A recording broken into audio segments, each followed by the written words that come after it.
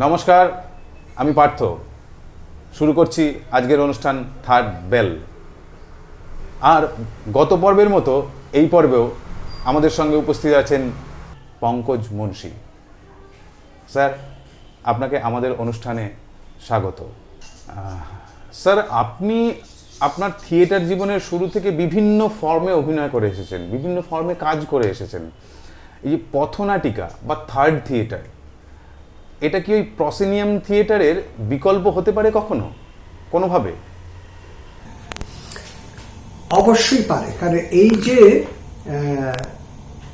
মুহূর্তে এই যে আমাদের এই যে প্যান্ডামিক সিচুয়েশনের পরে অনেকগুলো ছোট ছোট বক্স থিয়েটার হয়েছে, অনেকগুলো ছোট ছোট স্পেসে, এমনকি একটা ছাদের ওপরেও এখন থিয়েটার হচ্ছে।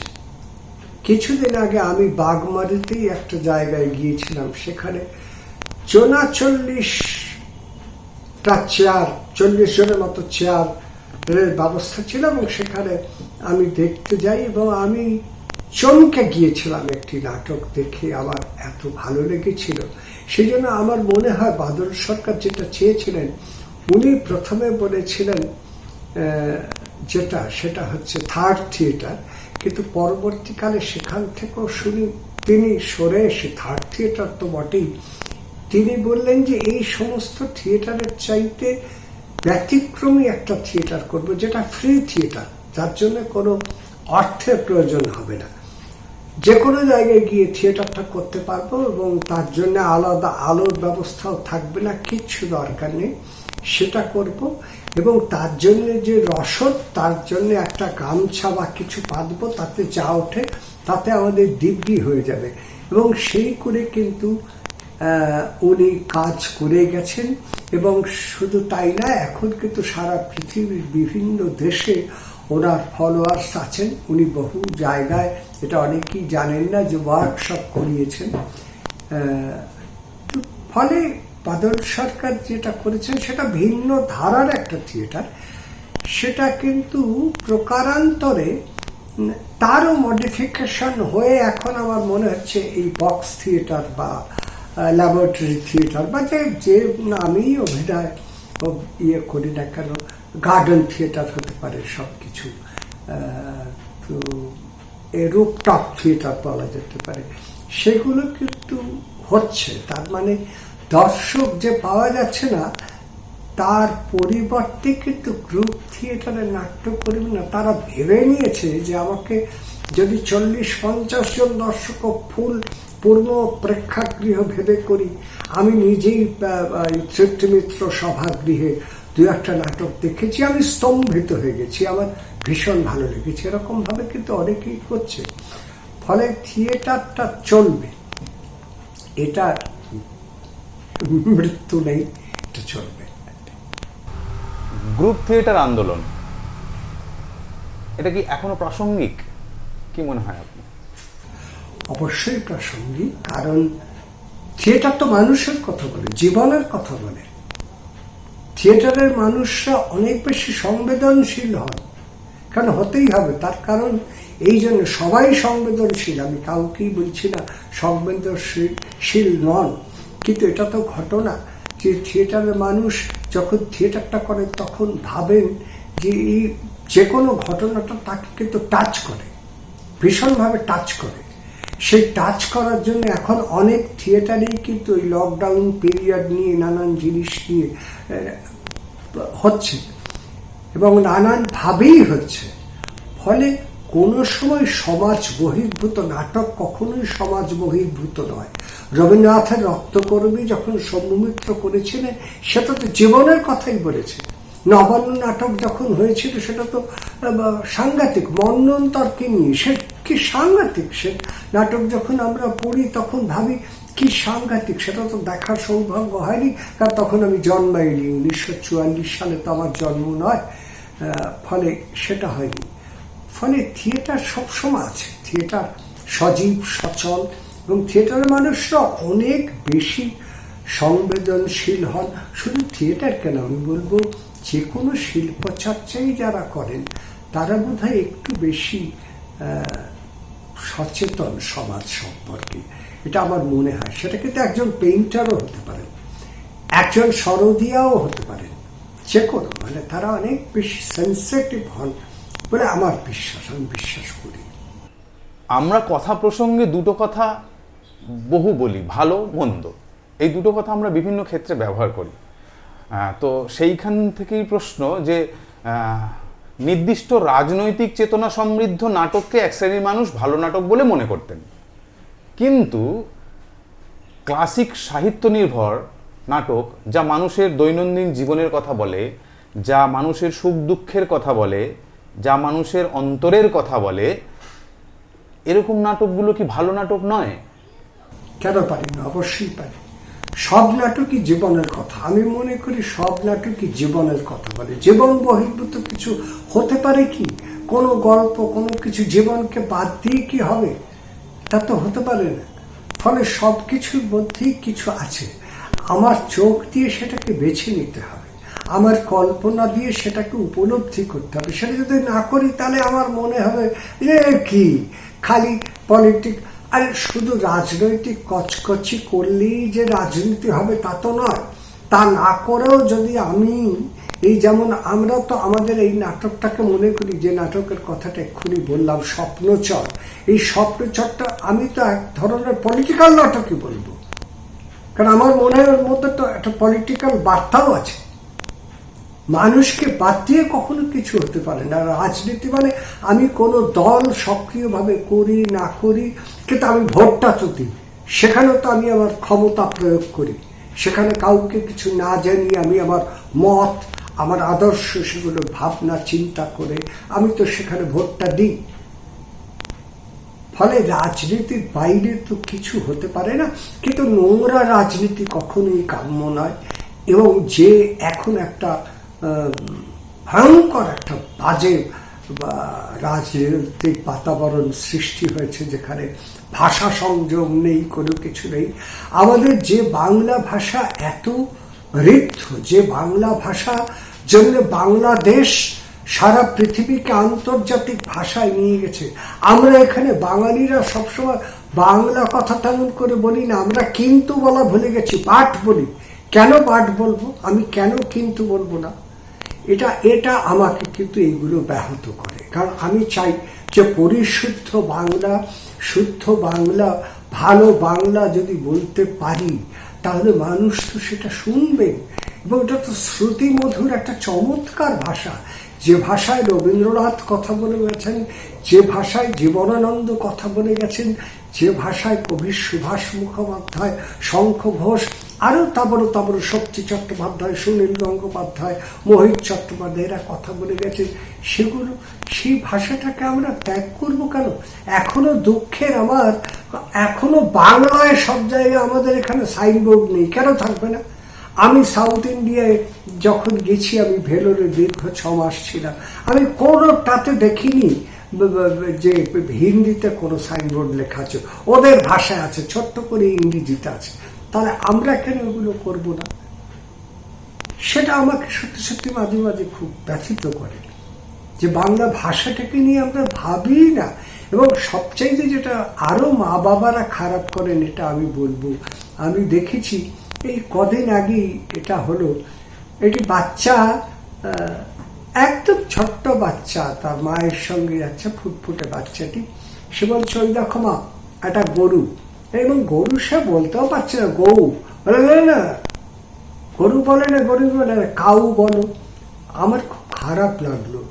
আমি ভাবলাম আচ্ছা, গরু তো ওর মাতৃভাষা, ও তো কাউ বড় হলে শিখতেই পারবে, সেটা তো শিখতেই পারবে, তাহলে আমি কেন কাউটাকে শেখাচ্ছি?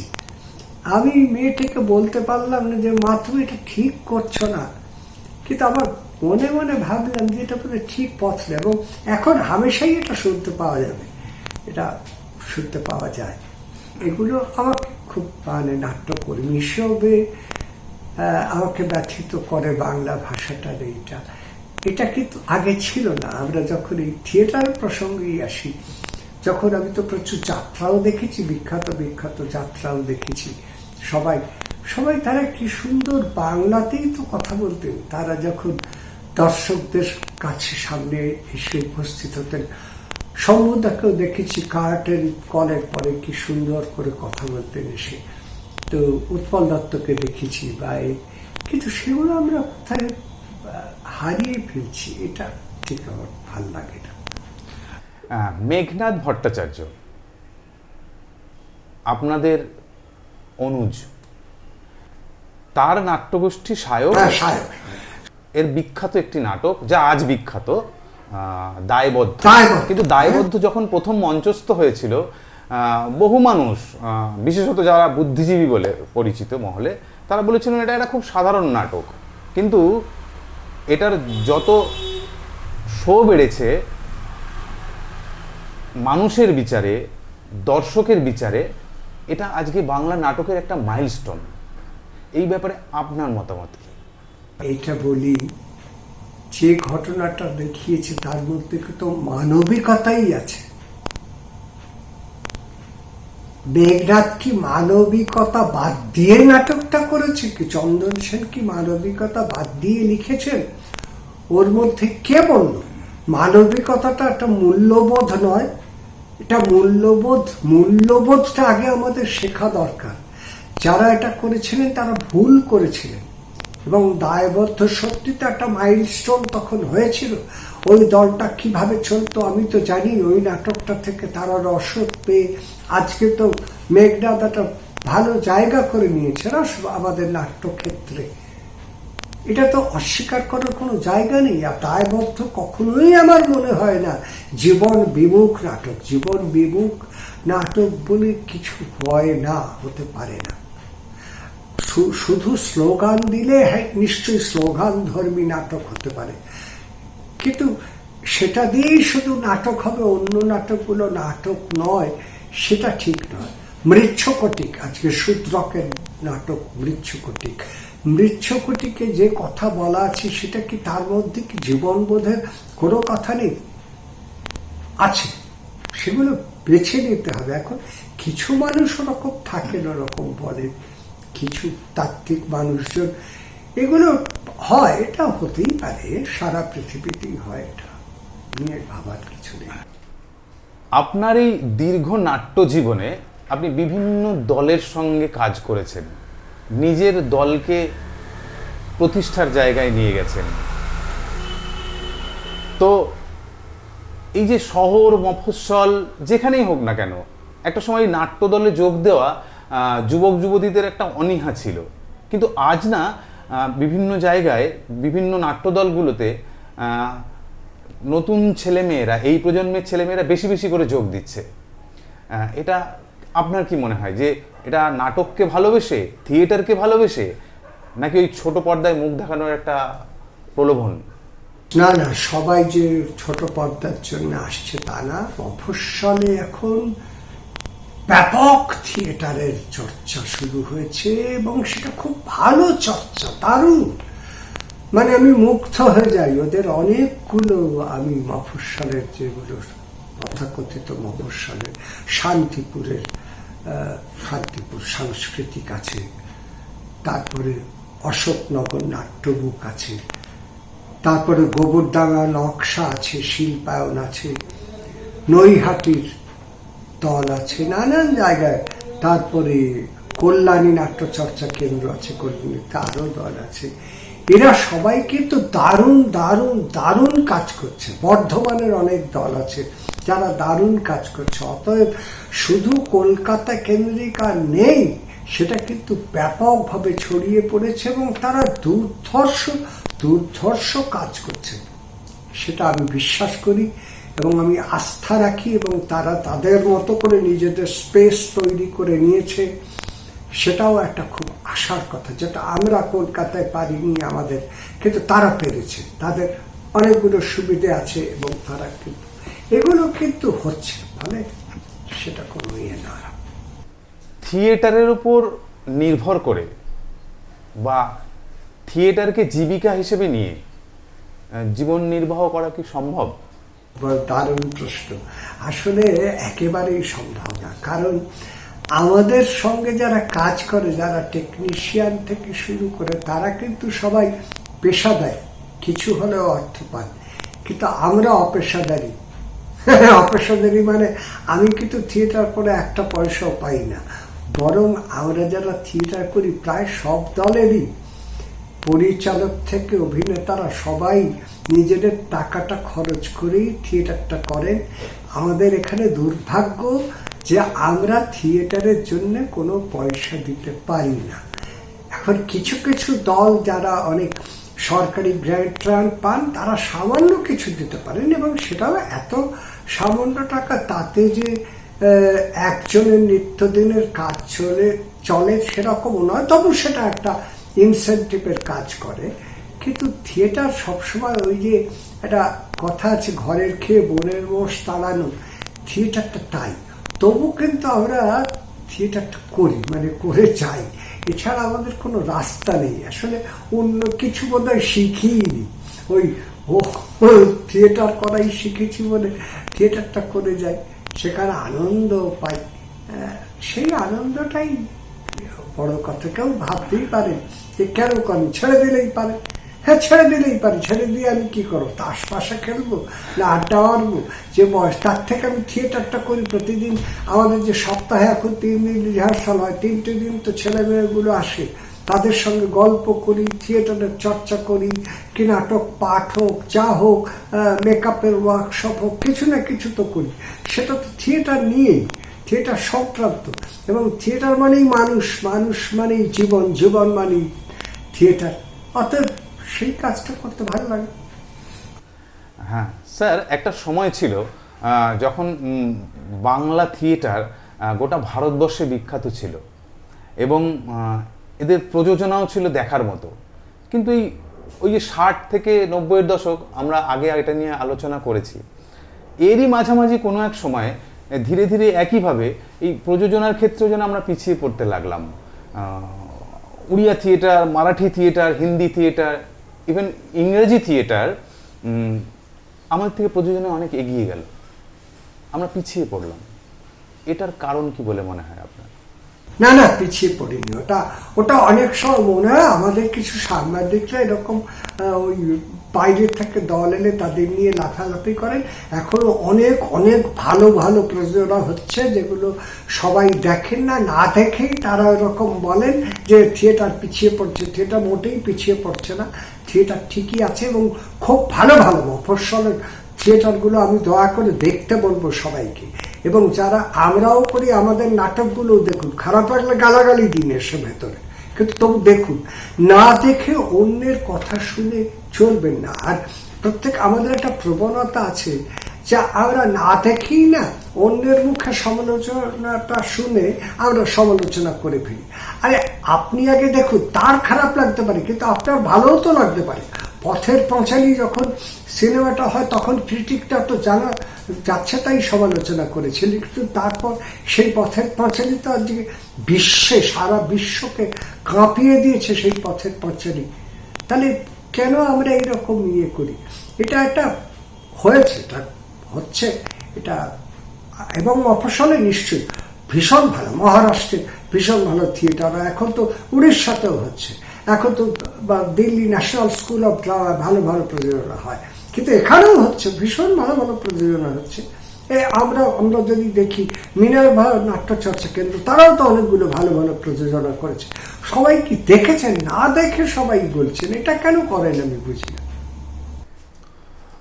অতীতের অনেকটা সময় এবং বর্তমানের একটা সময়ের মধ্যে দিয়ে একটা অনেক বড় রাজনৈতিক পরিবর্তনের মধ্যে দিয়ে আমরা এসছি, এবং আপনি সেটাকে অনেক বেশি করে প্রত্যক্ষ করেছেন। তো প্রত্যক্ষ করতে গিয়ে আমি দেখেছি যে রাজনৈতিক মতবিশিষ্ট যে নাটক বা পশ্চিমবাংলার বাম রাজনীতি, এই পশ্চিমবাংলার বাম রাজনীতি শুরু থেকে এই গ্রুপ থিয়েটার আন্দোলন ধীরে ধীরে বিকশিত হতে শুরু করে, এবং এরা ছোট ছোট অনেক দলকে নিয়ে একত্রিত হয়ে মুক্তির কথা বলেছে, বিপ্লবের কথা বলেছে।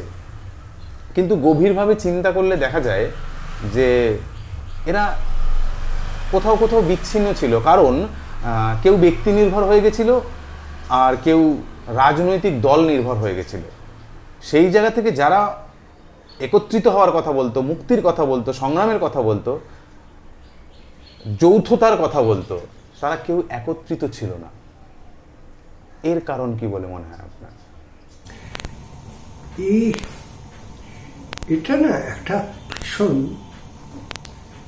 গভীর কথা। প্রথম কথা, রাজনৈতিক দলগুলোকে, আমার নিজের মনে হয় রাজনৈতিক দলগুলো কি থিয়েটারকে সাহায্য করেছে? তারা কি, এই যারা রাজনৈতিক দলের, আমি নিজে জানি, আমি নিজের গণনাট্য সংঘের একটি নাটক পরিচালনা করেছি এবং অনেকগুলো পোস্টার নাটকও করেছি, গণনাট্য করিয়ে দিয়েছি আর কি, নিজেরাও করেছি, প্রচার নাটক সেটা করেছি। কিন্তু আমরা কি তখন তো কি বলবো, বামপন্থী দলগুলো প্রায় মধ্য গগনে, সেই সময় কি গ্রুপ থিয়েটারের নাটকগুলো কোনো নাটক মানে যারা রাজনৈতিক নেতারা তারা দেখতেন বা দেখেছেন? আপনি জিজ্ঞাসা করবেন তো কজন দেখেছেন? আমরা বারবার বলা সত্ত্বেও আসেনি, তারা নানা নিয়েতে, তারা কখনো ভাবেননি আরে নাটকটা দেখে তো সেখানে তো মানুষের, সাধারণ মানুষের কথাই বলা হচ্ছে, নিপীড়িত মানুষের কথাই বলা হচ্ছে, আন্দোলনের কথাই বলা হচ্ছে। তা দেখতেও কি এসেছেন? মুষ্টিম উৎপলদার কল্লোল দেখতে তখন অনেকে গেছেন, কারণ সেটা তখন ক্যাশ করতে পেরেছিলেন তাই। তাছাড়া কটা নাটক দেখেছেন? এটা তো আমার কাছে একটা আফসোসের। অতীতেও আপনি বহু প্রযোজনার সঙ্গে যুক্ত ছিলেন, আজও আছেন, সমহিমায় আছেন। তো আজ যেভাবে আপনারা প্রযোজনা করছেন, যেভাবে নাটকটা করছেন, এর থেকে যদি আরও ভালো করতে হয়, আরও বেটার কিছু করতে হয়, বা যেটা আমরা স্বর্ণযুগ বলে অতীতে আলোচনা করে এসেছি সেখান পর্যন্ত পৌঁছতে হয়, তাহলে কি কি পদক্ষেপ নেওয়া উচিত বা কি করা উচিত বলে মনে করেন আপনি? পদক্ষেপ মানে থিয়েটারটা তো করতে হবে, থিয়েটারটা কিভাবে করতে হবে সেগুলো যারা যারা প্রত্যেকে ভাবছেন, ভেবে ভেবে বার করছেন, নিশ্চয়ই আমার মনে হয় তাদের সমস্যা তাদের ভাবতে হবে এবং ভেবে তারা করবে। আমরা কোথা থেকে, আমি এখন এই ৭৫ বছর বয়সে আমি খানিকটা জ্ঞান দিয়ে দিলাম আর সেটা তা নয়। প্রত্যেকে কিন্তু ভাবছেন এবং যারা নতুন যারা আসছে তাদের সবার প্রতি আমার সম্ভ্রম আছে, তাদের কাজের প্রতি আমার শ্রদ্ধা আছে, তারা কাজ করবে এবং সে কাজ থিয়েটারকে তারা এগিয়ে নিয়ে যেতে পারবে, বিশ্বাসও আমার আছে। সেদিক থেকে আমি কোনো কিছু চাপিয়ে দিতে চাই না। আমার চাপাবার কি রাইট আছে? আমি কি পারি কাউকে কিছু করতে? আমি কেনই বা করতে যাব সেটা? সে কাজটা মনে করা ঠিক না, কারণ প্রত্যেকের নিজস্ব একটা মতবাদ থাকে, একটা ভাবনা থাকে, চিন্তা থাকে, সেইভাবে তো তিনি চলেন। তো সেখানে মনে হয় কিছু বলা উচিত না। বাংলা থিয়েটারে আপনার সমসাময়িক বা সময়ের একজন মানুষ, বিখ্যাত মানুষ, তিনি বলেছেন যে সাফল্যের কোনো শর্টকাট হয় না। তিনি নাট্য ব্যক্তিত্ব শম্ভু মিত্র। তো এই যে উনি বলেছেন সাফল্যের কোনো শর্টকাট হয় না, প্যাশন থাকতে হয়। আজকের দিনে একথা কতটা সত্যি? অবশ্যই প্যাশন ছাড়া কিছুই হবে না। প্যাশন তো আমাদেরও আছে, তাহলে যে করছি কেন থিয়েটারটা? কিন্তু শম্ভুদা যে কথাটা বলেছিলেন, প্যাশন বলতে বলেছেন যেটা যে এই আমরা এখন অনেক আমাদের দলও আসে মাঝে মাঝে, ১-২ বছর থাকলো তারপর চলে গেল, কি ১ বছর থাকলো চলে গেল, তাকে তৈরি করলাম চলে গেল। এটাকে কি আমি প্যাশন বলবো? ওই ১ বছর হয়তো সে প্রাণপণ খেটেছে। আমি একটি ছেলের কথা এক্ষুনি বলতে পারি, সে আমাদের একটি নাটকে, সে তাকে তার মা নিয়ে এসেছিলেন, একদম নতুন ছেলে, বাচ্চা ছেলে, সবে হায়ার সেকেন্ডারি পাশ করেছে। তো তার মা বললেন ও আর লেখাপড়া করবে না, তাই আপনার কাছে নিয়ে এলাম। লেখাপড়া না করলে তো তুই করতে পারবি না, তোকে ভর্তি বলে রবীন্দ্র ভারতীতে তাকে ভর্তি করাবার ব্যবস্থা করা হলো, তাকে একটা চরিত্র দেওয়া হলো, তার জন্য প্রচুর পরিশ্রম করা হলো, মূল চরিত্র। তারপরে সে ছেড়ে দিল দলটা। কেন ছেড়ে দিল, কি করলাম জানি না। ওটাকে কি প্যাশন বলবো? আমার তো মনে ওটা প্যাশন ছিল না, ওটা একটা দেখানেপনা ছিল।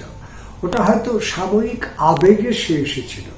সেই সাময়িক আবেগে কিন্তু থিয়েটারটা করা যায় না, শম্ভু মিত্র যে কথাটা বলেছিলেন যথার্থ অর্থে বলেছিলেন, সেটা হচ্ছে ওই সাময়িক আবেগ অনেকের মধ্যে থাকে। এটা দেখতেই পাওয়া যাবে যে অনেকে, তুমি দেখবে যে অনেকে তুমি দেখতে থিয়েটার করতো, হঠাৎ দেখলে না এখন আমি পারি না, আর নাটক ফাটক আর হয় না। এই নাটক ফাটক কথাটা ঘোরতর আপত্তি আমাদের আছে। নাটকের সঙ্গে ফাটক কথাটা যায় না। প্রথম কথা, ফাটক কথাটা অত্যন্ত বাজে কথা। তো সেগুলো তাদের আমি প্যাশন বলবো না। প্যাশন মানে সত্যি সত্যি ভালোবেসে, এবং তার জন্য থিয়েটার জন্য প্রচুর পড়াশুনো করতে হবে, তার জন্য গল্প পড়তে হবে, প্রবন্ধ পড়তে হবে, কবিতা পড়তে হবে, নাটক পড়তে হবে, প্রয়োজনে বিদেশি নাটক পড়তে হবে। এগুলো করতে হবে। এগুলো না করলে তো শুধু এ করলে তাহলে কি হবে না, ওই কিছুদিন থেকে চলে যেতে হবে, তখন আর সেটা প্যাশন থাকে না। ওটা হয়তো একটা নাটকে একটা দারুণ, তুমি হয়তো অনেক গ্রুপেরই দেখেছো, একজন একটা খুব স্পার্কিং অ্যাক্টিং করলো, তারপরে আর সে নেই, হাওয়া হয়ে গেছে সে। তার মানে কি, তার সেইটুকুই ছিল, তারপরে সে হয়তো চাকরি জীবনে ঢুকে গেছে। সেটা রুটি রুজির জন্য জানি, কিন্তু আমাদেরও তো রুটি রুজির দরকার ছিল, কিন্তু কেন আমরা তো সেটা ছেড়ে দিয়ে করি। এটাকে বজায় রেখেই তো করেছি। এবং আমার ম্যানেজিং ডিরেক্টর থেকে শুরু করে এখন যিনি ম্যানেজিং ডিরেক্টর, মানে ওনার বাবা প্রয়াত, তিনি আমায় ঢুকিয়েছিলেন। আর এখন যিনি, তিনি আমার বন্ধুস্থানীয় বটে, শ্রী দেবচ্যুতি দত্ত। তো উনিও জানেন আমি থিয়েটার করি, উনি আমাদের দলের প্রেসিডেন্টও। এবং আমার শো থাকলে আমি বেরিয়ে যাই। তার মানে আমি কোথাও কাজে ফাঁকি দিই না। আজকে যে এইখানে বসে ইন্টারভিউ দিচ্ছি, সেটা তো আমার কর্মস্থলেই দিচ্ছি। তার মানে আমার এই প্যাশনটা ছিল, এই প্যাশনটা আছে, এই প্যাশনটা আমৃত্যুকাল আমার যাবে না। কিন্তু স্যার, আপনার সঙ্গে দীর্ঘক্ষণ ধরে আলোচনা করে, আপনার সামনে বসে এভাবে কথা বলে আমি আপ্লুত, আমি সম্মানিত। আপনি অনেক ভালো থাকবেন, সুস্থ থাকবেন। যেতে যেতে আপনার কাছে একটা প্রশ্নই করব, সেটা হচ্ছে এই যে আপনার দীর্ঘ থিয়েটার জীবন, এখানের যে অভিজ্ঞতা, আজ যারা থিয়েটার করতে আসছে নতুন প্রজন্ম, তাদের আপনি কি বলতে চান? কিভাবে আসা উচিত, কি মানসিকতা নিয়ে আসা উচিত? প্রথম কথা, খুব ভাবনা চিন্তা করে আসা উচিত। থিয়েটারটা কি, কেন থিয়েটারটা খায় না মাথা দেয়। প্রথম কথা, তার সত্যি সত্যি থিয়েটার সম্পর্কে কোনো চিন্তা চেতনা আছে কি? আর থিয়েটার দেখে কি? গ্রুপ থিয়েটারের নাটকগুলো আগে দেখুক, যে কোনো দলের নাটক দেখুক। আমি অনেকে দলে আসে, থিয়েটার দেখে না, তাদের আমি এখন খার ধরে বলি অন্য দলের থিয়েটার দেখ। আরে সে দলে যদি ভুলও হয়, ভুল থেকেও তো শিক্ষা পাওয়া যায়। সে দল যদি খারাপ লাগে, খারাপ থেকেও তো ভালো শেখা যায়। খারাপটা না চিনলে তুমি ভালোটা চিনবে কি করে? তুমি খারাপটা চিনলে তবেই তো তুমি ভালো কাজটা করবে। সেইটা আমি এখন ওদের বোঝাই। তো প্রথমে থিয়েটার দেখতে হবে। ওই থিয়েটারটা না দেখলে থিয়েটারটা চেতনাটা আসবে না। থিয়েটারের যে একটা সুন্দর মোহন রূপ আছে, সেটা পাওয়া যাবে না। আমরা শুনলাম তার জীবনের গল্প, তার থিয়েটারের অভিজ্ঞতার গল্প, তার এই দীর্ঘ যাত্রার গল্প। আশা করি আপনাদের ভালো লেগেছে। আমরা সমৃদ্ধ হয়েছি তাকে আমাদের মানা টিভি ইন্টারন্যাশনাল বাংলার পর্দায় পেয়ে। তোমাকে ধন্যবাদ আমার এই বাচালতা শোনাবার জন্য এতক্ষণ। আর দর্শকদের আমার সশ্রদ্ধ নমস্কার জানাই। আমাদের দল সমীক্ষণের কথাটা একটু জানাচ্ছি বারবার, মানে সমীক্ষণ তো আমাদের দল, আর ওইটাতেই আমি দীর্ঘ 42 বছর ধরে এখনো কাজ করে চলেছি। ফলে ওই লোকটা সামলাতে পারি না। ওটা আমাদের প্রাণের জায়গা, একটা ভালোবাসার জায়গা। আপনারা ভালো থাকবেন। আর বলবো, যেখানে যে প্রান্তে থাকুন, বাংলা নাটকটা দেখুন, থিয়েটারটা দেখুন, থিয়েটারটাকে সজীব রাখুন। এটা বড় প্রয়োজন। আজকের মতো এখানেই শেষ করছি। ফিরে আসবো আগামী সপ্তাহে অন্য কোনো মানুষকে নিয়ে, অন্য কোনো থিয়েটার ব্যক্তিত্বকে নিয়ে। ততদিন সুস্থ থাকবেন, ভালো থাকবেন। নমস্কার।